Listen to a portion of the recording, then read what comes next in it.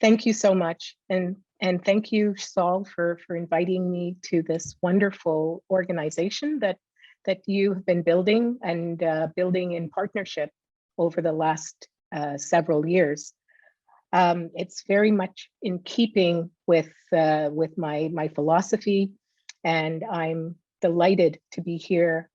I also would like to echo the acknowledgement that Saul's made regarding the importance that and the respect that we pay to our Indigenous partners, and recognizing that we are all working in a space that is under some disputes, and that equity is an important piece of the solution as we go forward.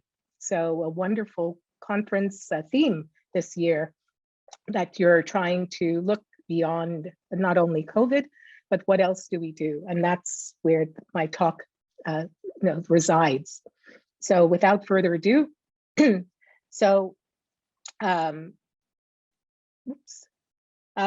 today what I'd like to do is to talk about 7 parts of the work that I've been doing over the course of the last nearly 20 years, and how that work is relevant to what the theme of this conference is, as well as this notion, the notion that I am going to be foregrounding, which is that of communities, and how communities and partnerships are able to bring us forward, and able to bring us forward in ways that I will argue are ones that are centered on greater inclusion and greater knowledge building. So here we go. So the spark. So what started my search? What started my interest in any of the fields of like what can we do to build? It started with my research, and my research has been primarily design-based research. And I consider myself a learning scientist, and learning scientists typically do these kinds of investigations of design, iterations, and moving some kind of innovation forward. So I started with one of the initial research projects that I started was on tools and designing for conceptual change. As G.A. mentioned, my research has been often in the field of physics education, and my colleagues and I started looking at active learning, what kinds of active learning might be useful, particularly in the form of tool use. And we designed a tool called Daylight. And along with bringing together colleagues from physics who were practitioners, we also went and reached out to other institutions and brought people together from different colleges. And our work showed promise. Like many of the many research projects, we found a significant difference in our treatment group. Our next big project involved environments, and we looked at these new environments that were being created, and in particular active learning classrooms that were being designed at the college level. And our question was, how do we design for collaboration, for better collaboration? And our research showed us one of the interesting things about these new learning spaces was that they were not they were not necessarily spaces where everyone benefits. What we did see is that when teachers used active learning in these active learning spaces, there was an increase in the student learning, a significant increase in student learning. However, when teachers used, traditional pedagogies in these new learning spaces, the learning actually did not improve.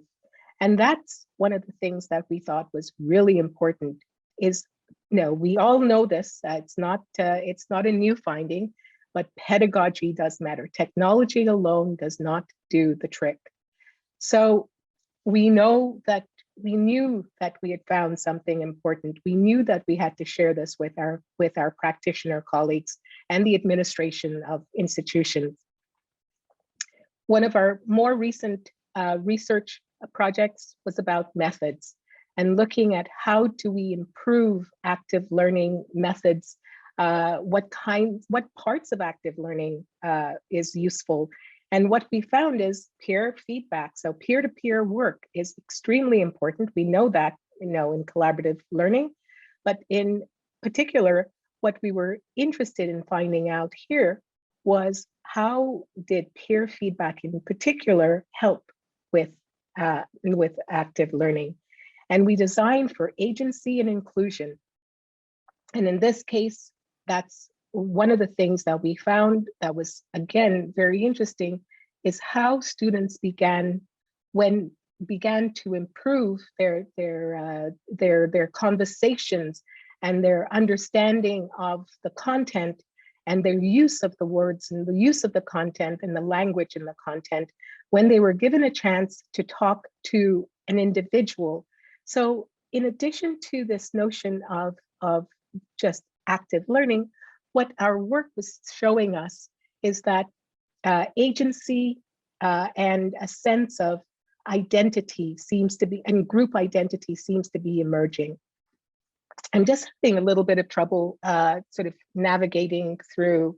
So I'm just, if you see me moving around a little bit on my screen, it's because I'm trying to locate exactly how I see all the information that there is. So where did we go to next?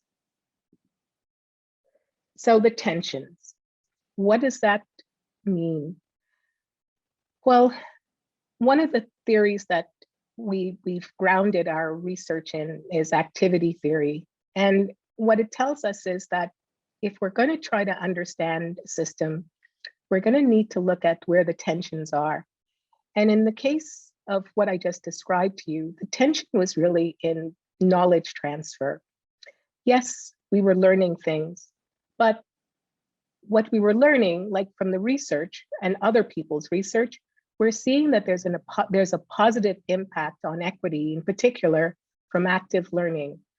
So, for instance, it decreases the failure rates of many students, particularly students who are underrepresented in STEM. So that's science, engineering, technology, and math, so STEM.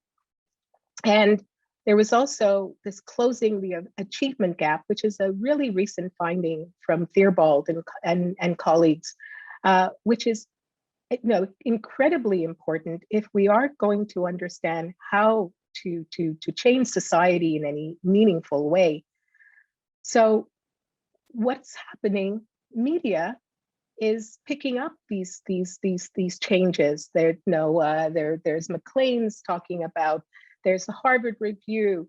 There's Massachusetts Daily Collegiate. On and on. There are headlines that are telling us that the media, the public, knows that some of these changes are important. Some of these pedagogical evidence that we're getting is important, and we can change and we can improve. However, one of the things is, has higher education taken up these tools and this evidence? So take a look at these classrooms. What's different? Well, the black and white picture, clearly that's, it's dated and looks like something that could be from the 40s, the 50s, the 60s, maybe even. And the other, the ones that are in color, what do we see? Well, it's a bit of a rhetorical question in this environment. If we were together, I'd probably stop and pause and say, let's have a conversation. Let's all discuss it. Turn to your neighbor and discuss what you're seeing. What's really different? So, one of the things, I'm going to answer the question, but one of the things that's different is technology. So yes, technology has infiltrated the classroom. How has it infiltrated the classroom? Through personal devices. And what we know is 2020.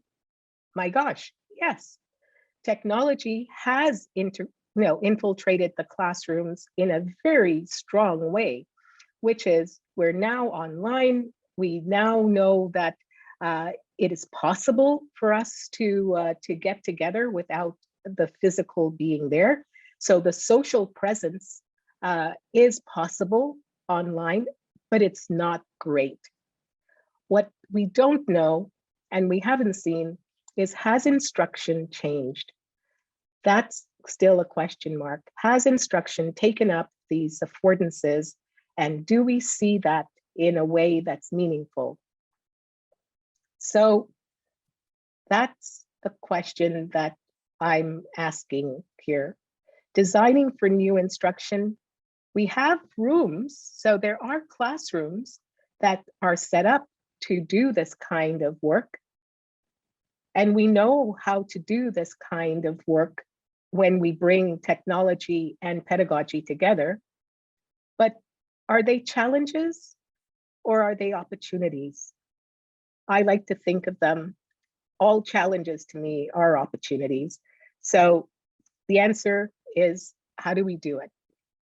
Well, we know that we have some models that have been productive, models of practice, one being research practice partnerships, but they're not that easy to implement because we don't know very well what co-design is. We know how to work collaboratively. So Penuel and colleagues talk about research practice partnerships and working collaboratively to solve problems of practice. But what is co-design and how do we make co-design work? So starting from that. So knowledge transfer models. We have the typical research and the typical practice. What typically happens is knowledge is created from research and it's pushed to practice. Practice, what do? They pull on research. That's the typical knowledge transfer model. But there's lots of problems with that because, as we saw, we don't have this uptake of pedagogy easily. So research practice partnership model says we can solve this problem by having research and practice work together through this process of co-design. But as I said, co-design is hard. So here goes. We have research practice partnerships, which are the engine for collaboration and knowledge building. And this is where my colleagues and I have started working, which is, so what else is necessary to make this work? We consider mentorships and, well, particularly peer mentorships and peer-led types of initiatives to be the mechanism for promoting the uptake and the adaptation of tools and resources. So what we are trying to do is we're trying to build a model, and this model is one in which, which we're considering a knowledge resource communities model, which supports co-design. And what it means there is that we're taking the RPP, the research practice partnership model, and bringing it together with a mentorship model, which is very similar to a communities model. So what are communities? So there are many models of communities. There's communities of practice, there are professional learning communities, there are knowledge building communities, and many of them hold part of the key, the knowledge of how we can bring all of this notion of mentors and mentorship together. So starting with communities of practice, which many of us know communities of practice. We may even belong to communities of practice. If you belong to, I don't know, I don't know, you're part of a professional development office. You may be a community of practice there. So communities of practice, Lave and Wenger are the inventors. I shouldn't say fathers. They're the mothers and fathers of this notion, and bringing it to the attention of education, that communities of practice are groups of people who share a concern or a passion for something they do and learn how to do it better as they interact regularly. So that's something that we know, and as I said, some of us are part of. Professional learning communities are similar to communities of practice, but they tend to be more specific to professions, and they tend to focus more on the sharing of these common practices. But what if you're a knowledge building community? So what do knowledge building communities do? Well, they're interested perhaps in not just learning how to do a practice or bringing people in from the edges of a practice into this legitimate peripheral practices, as Jean Lave would talk about it. What we believe here is that knowledge communities hold a privileged position in this idea of mentorship and in our model, because we believe that knowledge building communities, and when I use the word knowledge building, I am referring to Scardamalia and Bereiter's work and their way and their thinking about knowledge building, which is this advancement, the expansiveness, the adding on part, the rise aboves. That's what we're counting on when we talk about knowledge building and knowledge building communities. So knowledge building communities don't necessarily stay in a tight circle. Knowledge building communities should be expanding, should be networking. And I'm going to get back to that idea in a few minutes. But that's where our work has been taking us to say, do we and can we do this kind of knowledge advancement from practice? And does practice and knowledge building, what does that really mean when they come together? So here's an example of where we started. My group and I and my colleagues across across the network that I'm going to describe in a few minutes have been meeting since the early 2010s, and in different forms and in different ways. So here's an example of meeting in the upper corners here. We're meeting with people from teaching and learning services at McGill. And in this other corner here, we've been meeting with colleagues who are physicists. And in other corner here, we're meeting with, sorry, these two are the same people meeting around these topics of science and science education. We meet in conferences like this one, where we formally share knowledge as well, but we also meet around tables, conference tables, to share ideas, to recruit each other, to support grants and other sources of knowledge work. And we meet across disciplines. So practitioners from STEM and practitioners from learning sciences get together, as I said, around these different kinds of tables. we collect formally, and we gather formally, and we acknowledge that we are a group, and we meet around informal spaces.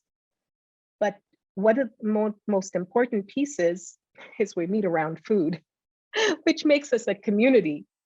And that is something that we want to, I'm going to talk a little bit more about that coming up, about what it means to meet and what it means to meet around these spaces. Because in all cases, there were spaces that we were meeting. They were environments that brought us together.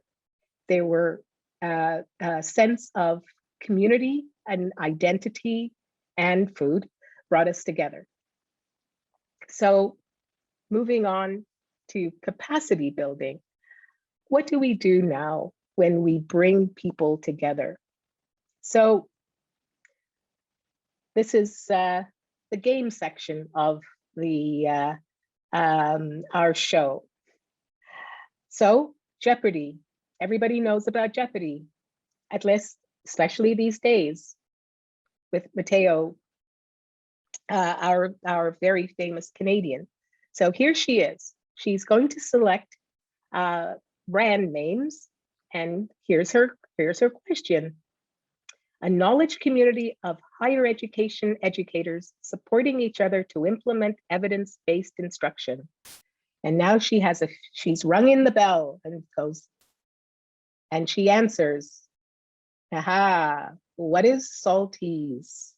Yes, we have finally gotten to the point where this is the group that I've been talking about in ways that have not been named yet.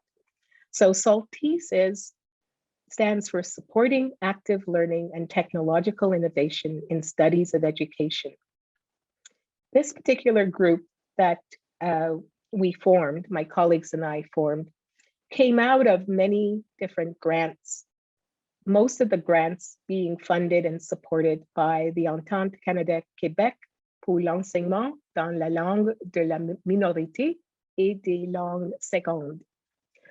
We've been very lucky in Quebec to have this kind of support, and this kind of support has allowed us to bring together key institutions of higher education institutions in Quebec in particular. And those higher education institutions in Quebec consist of both colleges, which we call CEGEPs, and universities.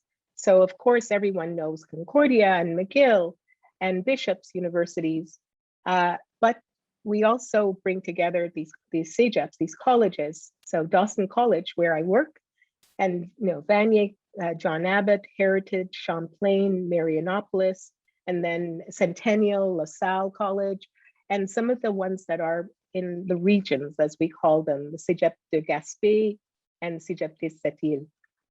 Together, we're approximately 12 colleges, 12 institutions, and together we form SALTISE as an initiative supporting the post-secondary education faculty and educators. Our mission is to bring faculty together, of course. And why? To promote connections and networking. The key feature here is we're supporting mentorships. So producing peer-to-peer training, knowledge sharing, and those are the mechanisms, as I mentioned, that we believe are driving forces for any kind of research practice partnership and co-design. That is a critical component of what we keep on striving for and trying to understand. SALTISE mission is also to develop resources and tools. And what we do there is, again, this notion of co-design is critical, and one that we both are using as well as trying to investigate. So we're always trying to consider that we need two sides to our the work that we do, we're always taking the perspective of using a tool or using an approach, but also exploring and advancing the knowledge of that approach. So in a way, everything we do has that dual nature of design, of research, and design of practice, design of implementation. And then, of course, we support research and scholarship, which is developing RPP, research practice partnership projects. So to start off, the very first thing that SALTISE is as it brings people together, they're like CNIE, we have annual conferences and we have awards to acknowledge the work of our colleagues and to share the work of our colleagues. Our peer mentorships are seen in things like webinars and workshops and tutorials and in the corridor conversations. Those are the kinds of things that our colleagues are engaging in, and we at SALTISE are supporting to make sure that indeed peers are leading the way of implementing and finding out what works and how does it work. Our research team, this is just a sample of some of the researchers who've come together to work together with us, and our learning sciences researchers. And then we have our practitioners. The people that I'm showcasing here are physics education practitioners, so our physics education researchers, as I like to call them. And then, because we believe that tools are a critical piece in mediating how and what we do, we have a design team, a techno-pedagogical development team. And those people are they're also practitioners, and some of them are also, might consider them themselves researchers. But together, what we're trying to do is to build that kind of infrastructure of human resource infrastructure that allows us to work together, noting that we're bringing people from different levels of education. So we have the colleges, John Abbott, Dawson, Vanier, as well as the universities, Concordia, McGill, University of Toronto, OISE. So we're not only in Quebec, we are reaching out to other parts of Canada as well. Then we have our office team, which is not insignificant to have young and enthusiastic individuals working with us, they have all been solicited as research assistants. So each of our people who are working with us are also expanding their own knowledge and their own understanding. So we build a culture of research, even with our office team. And then we have our website, which we consider the nexus of where we place the things that we are building and wish to share.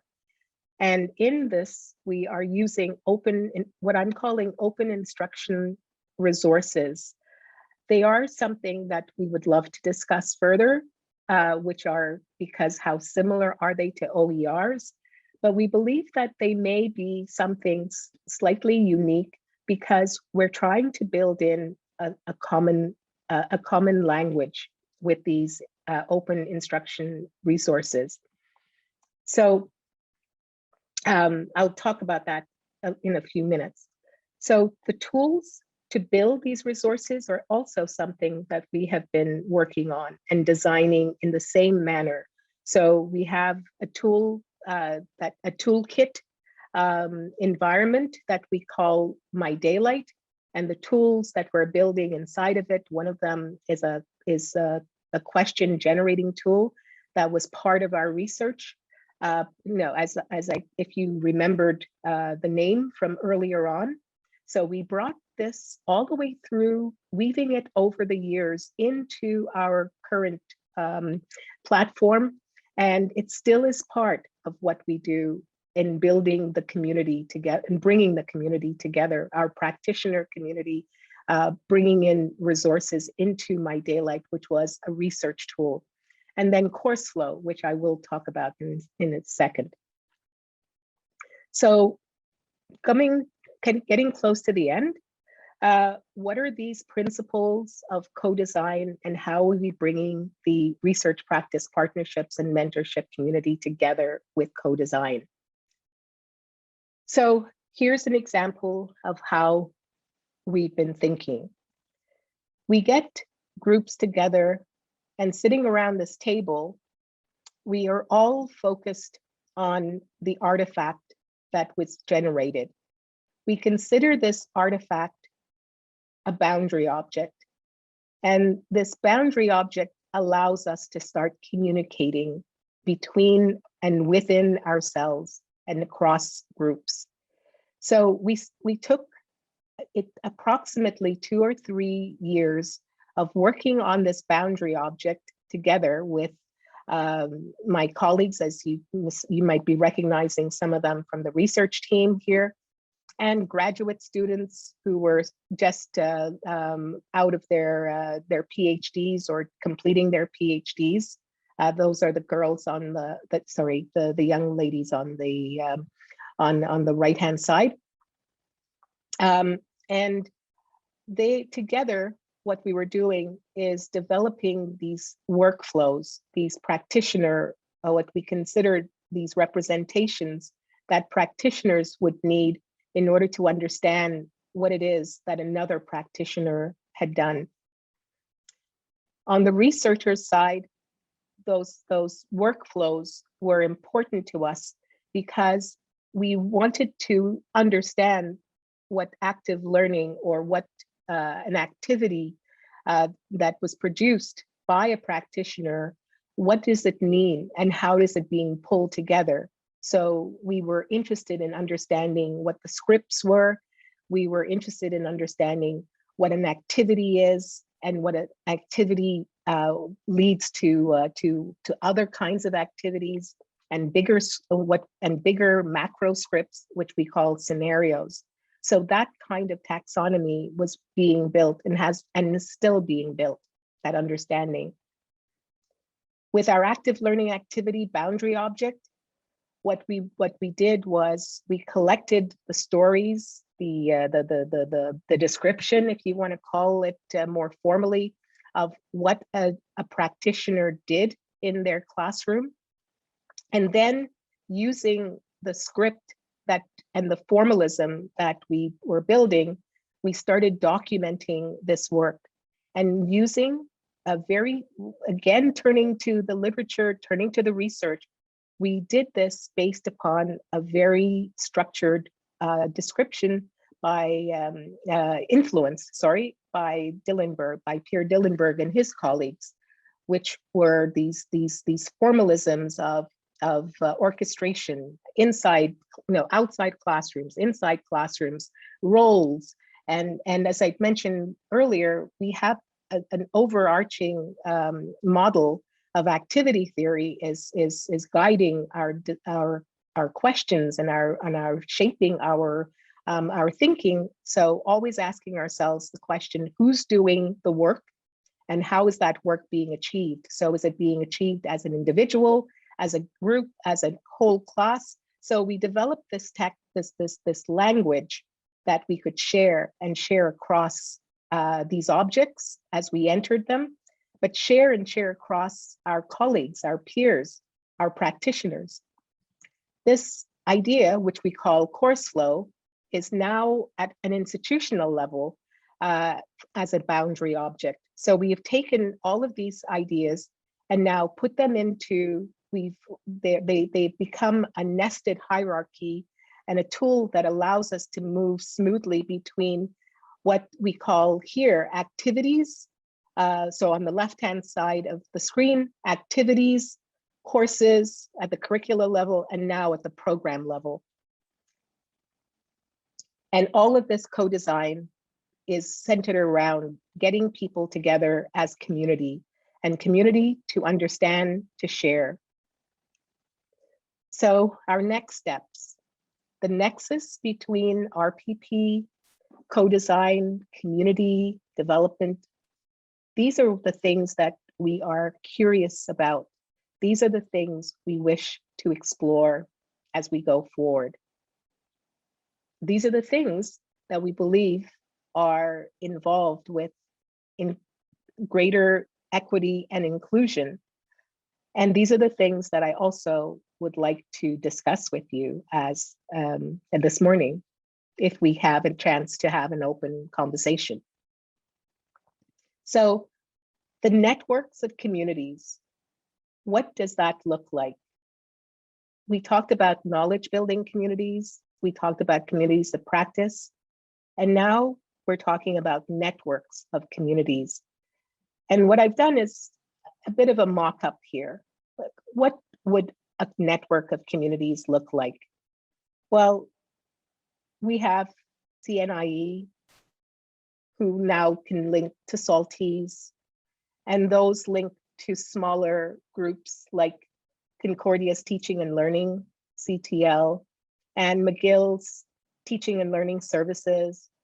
But they also connect to smaller communities like our college at Dawson. We have a Dawson Active Learning Community, the DALC, and John Abbott has a small community called FOST for fostering online, I can't remember what the S and T stand for, sorry.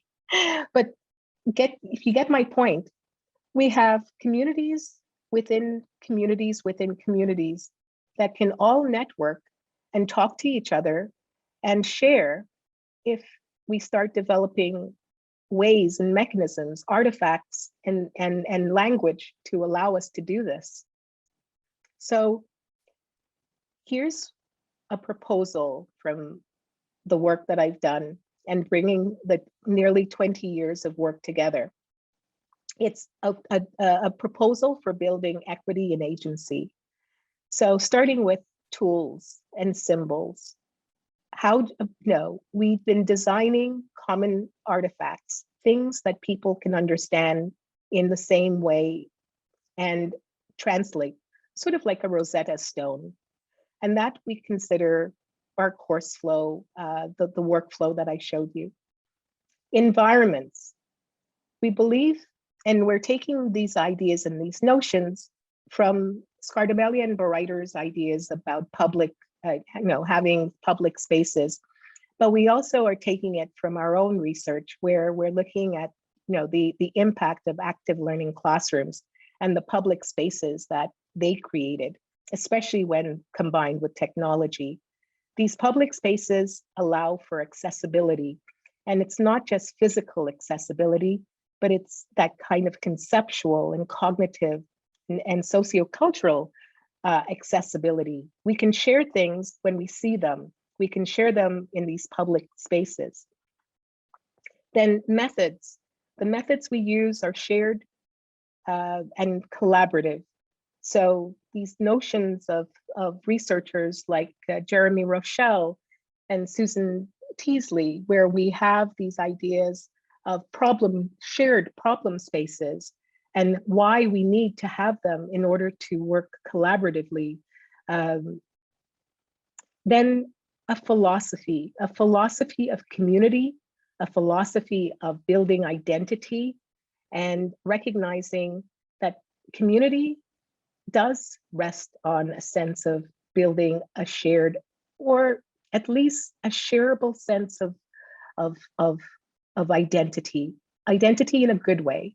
In other words, not one that is exclusive. And then having an approach. This approach is the design approach. Design meaning that we're always improving. We're not, design means iterations. Design means that we're willing to accept when we have failures. And when things don't work, we acknowledge our failures. And then our goals is ultimately for knowledge advancement and building on each other's work and inclusively building on each other's work. And this is where our current thinking is moving towards, both in terms of our research as well as in our practice. And in our practice, this is something that we're actually looking at for our annual conference, is this idea of how do we bring in more inclusivity into the multi-voices that are part of the knowledge and that's coming from practice and practitioners.